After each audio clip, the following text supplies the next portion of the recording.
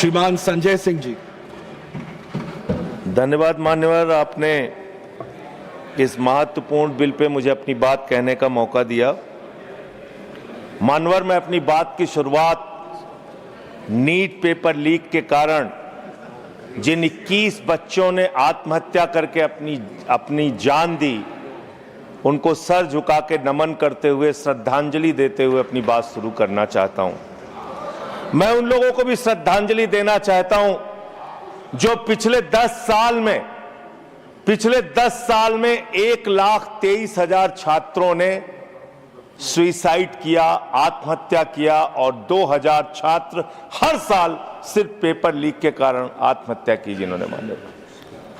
मान्यवर, मैं ये बिल पढ़ रहा था और आपने नीट के पेपर लीक के कारण जब 22 लाख बच्चे प्रभावित हुए तो आपने कहा री एग्जाम कराएंगे। पहली बार जब आपने एग्जाम कराया तो 22,80,000 बच्चे उसमें बैठे थे, लेकिन दोबारा जब आपने री एग्जाम कराया तो उसमें मात्र 20 लाख बच्चों ने हिस्सा लिया। 2,80,000 बच्चों ने हिस्सा नहीं लिया।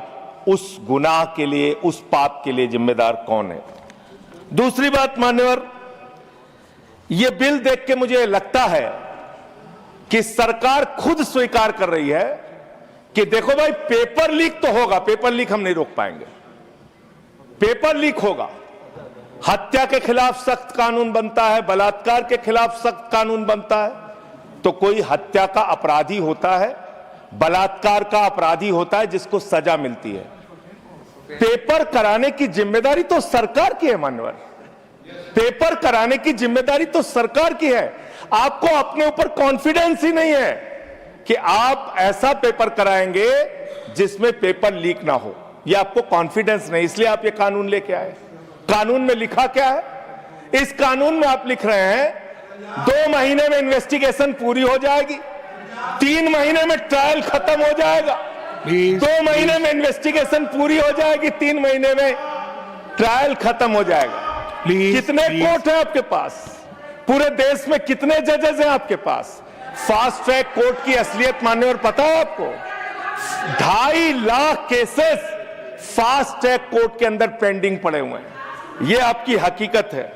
फास्ट ट्रैक कोर्ट की हालत यह है, एक लड़की एसिड विक्टिम, शाहीन नाम है उसका, 15 साल तक फास्ट ट्रैक कोर्ट में उसका मुकदमा चला और 15 साल के बाद सारे के सारे आरोपी बरी हो गए। क्या फास्ट ट्रैक कोर्ट की बात आप कर रहे हैं? गुमराह करने की बात आप करते हैं। मान्यवर, इनके राज में 1 लाख सरकारी स्कूल हिंदुस्तान में बंद हुए। 1,20,000 सरकारी स्कूल ऐसे हैं जिसमें एक टीचर है। 98,000 सरकारी स्कूल ऐसे हैं जिसमें बच्चियों के लिए टॉयलेट का इंतजाम नहीं है। 1,19,000 सरकारी स्कूल ऐसे हैं जिसमें बिजली का इंतजाम नहीं है। मान्यवर, यह सरकार शिक्षा के ऊपर मात्र 2% पैसा खर्च करती है, मिड डे मील में नमक रोटी खाने को देती है। इसलिए क्योंकि मोदी जी का नारा है अनपढ़ रहेगा इंडिया तभी तो अंधभक्त बनेगा इंडिया, अनपढ़ रहेगा इंडिया तभी तो अंधभक्त बनेगा इंडिया। मान्यवर, इस सरकार ने कोयला चुराया, गैस चुराया, बिजली चुराई, पानी चुराई, शिक्षा चुराया, स्कूल चुराया, अस्पताल चुराया, पेपर चुराया। हम लोगों ने सोचा अब क्या चुराएंगे? बोले हम चंदा भी चुराएंगे, राम का चंदा भी चुराएंगे। पेपर चोरी से लेके चंदा चोरी तक सारे चोरी के गुनाह में तुम लोग शामिल हो। मान्यवर,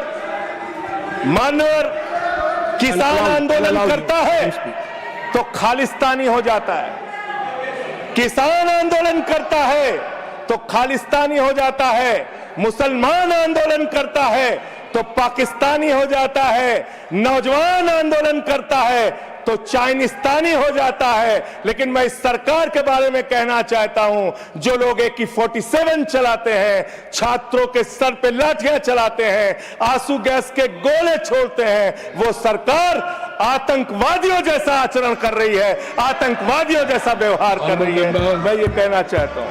मान्यवर, प्लीज कंक्लूड, प्लीज। मान्यवर, मैं आपके माध्यम से इनको एक सुझाव देना चाहता हूं।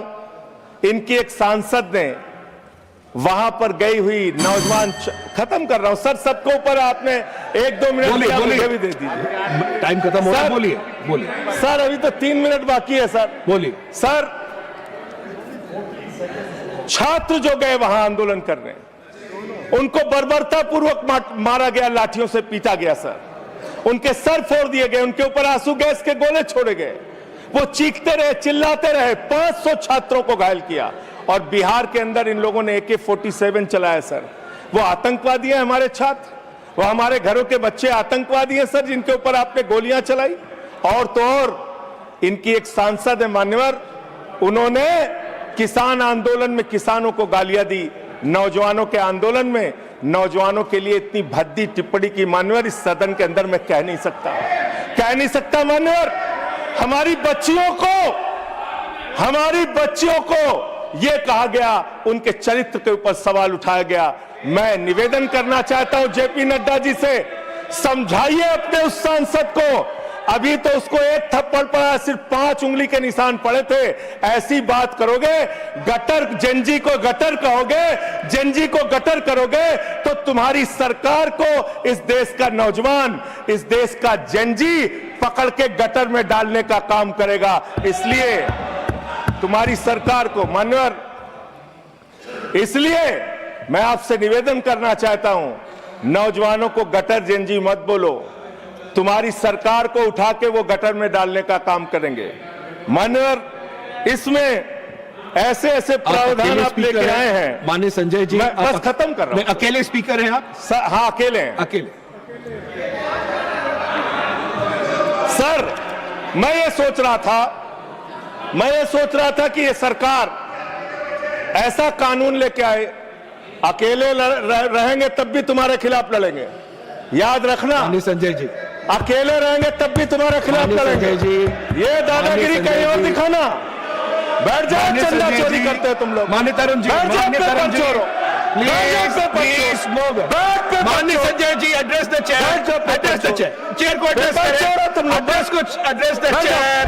माननीय संजय जी, मैं सीधे कर रहा हूं सर, एड्रेस द चेयर। अरे नहीं, एड्रेस द चेयर। माननीय तरुण जी, पेपर चोर, प्लीज सर, मैं सोच रहा था संजय जी, अंतिम में एक बात माननीय तरुण जी, पेपर चोर, प्लीज अकेला रहूंगा तो लड़ूंगा तुमसे, प्लीज किसी गलत फहमी में मत पड़ना। संजय जी, समय जा रहा है आपका, समय जा रहा है। हाँ, खत्म एड्रेस करिए सर, एड्रेस द चेयर। मान्यवर, मैं सोच रहा था कि आखिर ये सरकार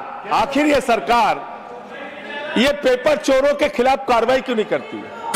मुझे ये पता चला मान्यवर, ईडू टेस्ट नाम की एक कंपनी, खत्म कर रहा हूं, ईडू टेस्ट नाम की एक कंपनी जो गुजरात के अंदर ब्लैक लिस्टेड हुई, उससे बिहार में पेपर कराया गया, वहां भी ब्लैक लिस्टेड हुई, उसी से यूपी में पेपर कराया गया, वहां से भी ब्लैक लिस्टेड हुई।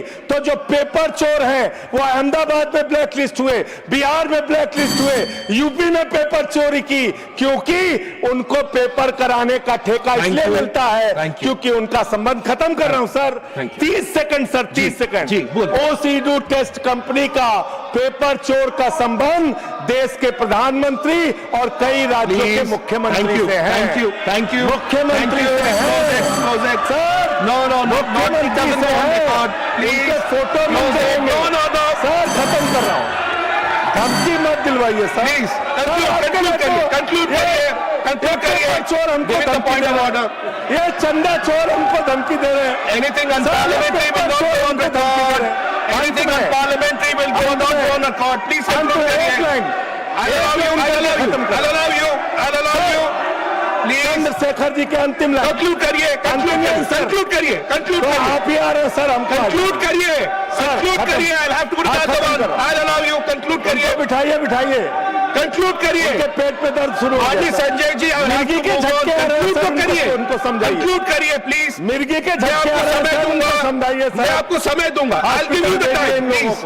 कंक्लूड करिए सर, कंक्लूड करिए। अंत में चंद्रशेखर जी, स्वर्गीय प्रधानमंत्री जी की एक लाइन के साथ अपनी बात कहना चाहता हूं। इस देश के नौजवानों की तरफ से आपको जिन हाथों में शक्ति भरी है राज तिलक देने की, जिन हाथों में शक्ति भरी है राज तिलक देने की, उन हाथों में ही ताकत है सर उतार लेने की। इसलिए अहंकार थैंक यू, मत करो। Thank you. Point of order, point of order. माननीय सतपाल, माननीय professor mister Satpal Sharma ji, point of order. माननीय सतपाल जी, दो लोग नहीं, एक, anyone. Yes, There is a order number 110. Rule number 110.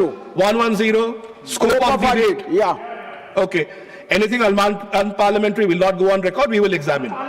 Point taken, ruling Everything. made. Yes, It please. is not Sudhanshu ji. unparliamentary. देखिए, I made my ruling. Sudhanshu ji, माननीय सुधांशु जी, इन्होंने माननीय प्रधानमंत्री जी का नाम लिया है इस ढंग से, तो ही हैज टू ऑथेंटिकेट। किस बेस पे इन्होंने कहा कि अगर प्रधानमंत्री जी आपने का ऐसा उससे कहा, कोई you संबंध? may authenticate it. जी जी जी, प्लीज चेयर से ऑर्डर कीजिए। जी जी, ऑथेंटिकेट करिएगा। हाँ, मैं ऑथेंटिकेट करूंगा। Sure. Thank you. Thank you, everyone, to your places. Everyone to your places. My ruling is very clear. I've heard the point of order. Anything will be examined. Anything which is not in accordance of rules will not be there. Point made. We'll move on. Professor Manoj Kumar Jha, please.